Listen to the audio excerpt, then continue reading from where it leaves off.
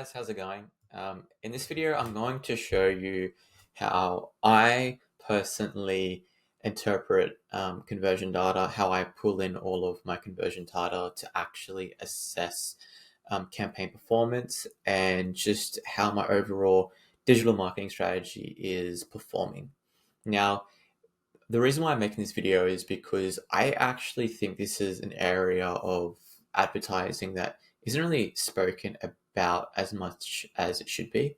At least when you look at YouTube, there aren't many videos out there on YouTube. And that's not relying on Google Ads data or metadata and how to effectively um, pull in business data from the CRM system into a Google Sheet that is going to show you how certain campaigns are performing specifically based on the amount of marketing qualified leads or MQLs those campaigns are actually driving. Now, this is definitely going to be more of an advanced, topic on just digital advertising in general. But this is the stuff that makes the difference, and this is the stuff that you know there's not a lot of videos out there because it's difficult. That's just the truth. So let's get into it. I'm going to show you an example, and then hopefully, I guess this inspires you guys to go out there and look at your campaigns differently and maybe build Google Sheets on your own, pulling in data from different sources to more effectively measure performance. So let's get into it. Let me just move myself down here. Okay, so this is a sheet that I'm putting together, and this is I guess sheets that I typically put together for my clients. Now, it is like custom. It's not going to be the exact same sheet for every single client. It depends on the industry. It depends on the KPIs. It depends on so many factors. But generally, the different sheets that I make for my clients, share the same principles. So, what I'm going to start off with actually, let me move myself over here, is what's called just like a pacing sheet in general. So this pacing sheet very easily allows me to understand how much of the budget I've used and also how I'm pacing across my entire marketing strategy, right? So not just Google Ads, this is also including Meta. There's a full funnel strategy. So how I break this down is typically a funnel approach. So top of funnel, middle of funnel, and then bottom of funnel. And there's a bunch of different formulas, and I'm not going to get into that stuff, how the sheet's set up. But what I am going to show you guys is kind of what the sheet illustrates. So, every single day I'll come into the sheet and I'll manually input the spend of each channel just because that's something I prefer to do on a manual basis. I could have APIs pulling in that spend data on a daily basis, but I just prefer doing it by myself because it makes me actually like spend the time to look into that particular account. Often I feel like you can run the risk of automizing uh, too much, right? And that can lead to you not spending as much time as you should on the client. And that's just my experience. So every single day I'll come into this sheet and I'll input the spend metrics month to date for each channel and for each kind of campaign. So just a quick example here, you can see top of funnel. The just for context, this is my meta prospecting ads. As you can see, I have a total budget of 3K, and then that's broken down by channel and by location. And then we've got our generic search campaigns here, and then our remarketing meta campaigns, and then our just brand search campaigns down here.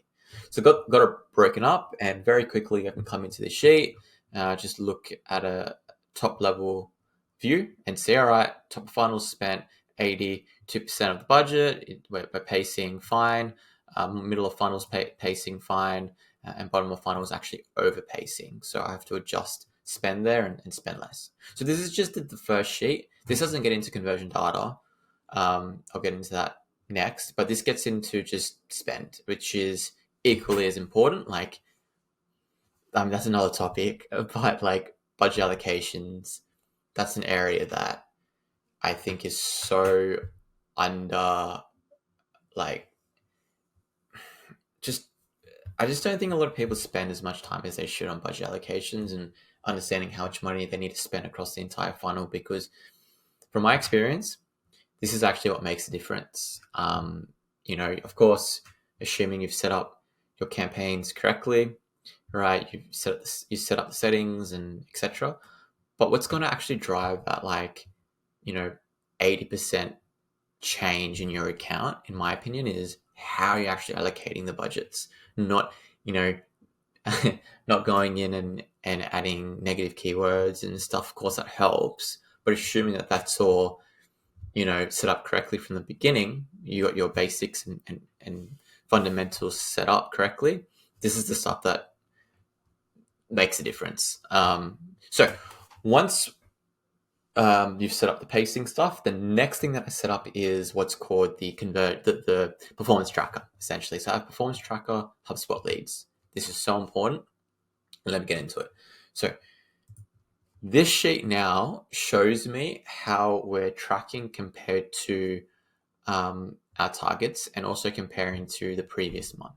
So this is total MQLs, not just specifically to Google Ads or paid search or Meta. This is the entire business. Okay. So as you can see, when we look at HubSpot MQLs, and then you have target MQLs, this is the actual targets that our campaigns are, these are actually our monthly targets set out by the client.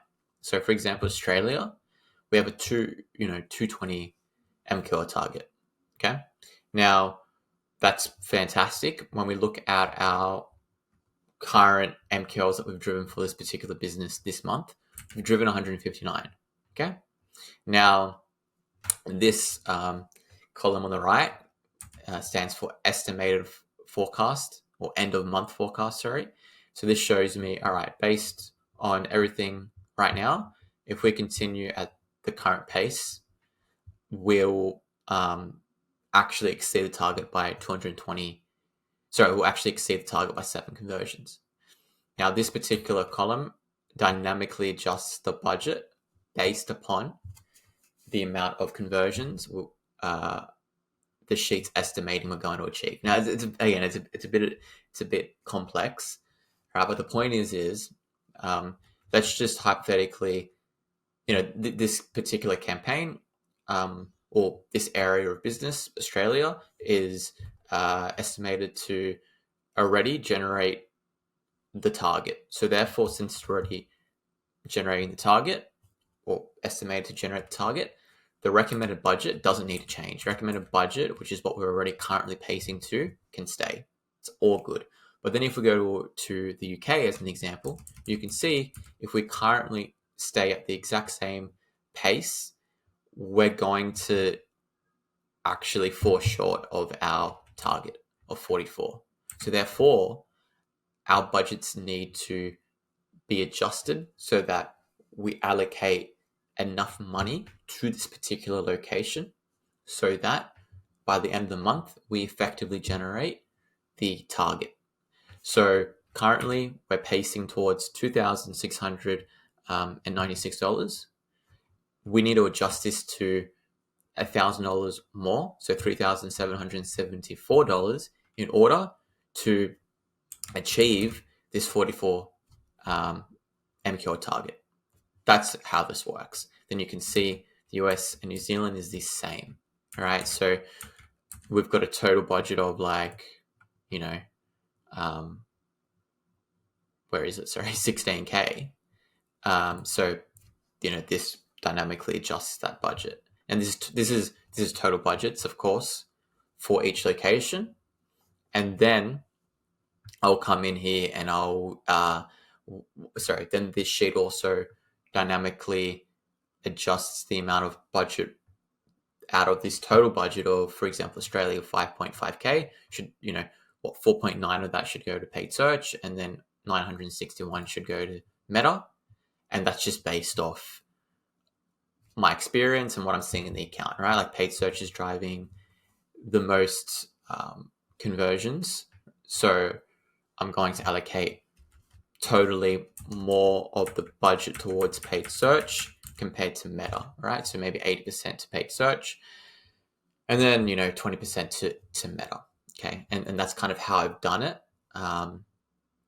So that's the kind of the thought process that goes behind it, and then I'll go into the platforms, and then I'll adjust the budgets and etc. Okay, but the point of this video is to really illustrate the mindset that goes behind not only pacing accounts, but actually effectively tracking, adjusting, or tracking and then adjusting campaigns based on the KPI and based on where we're pacing to.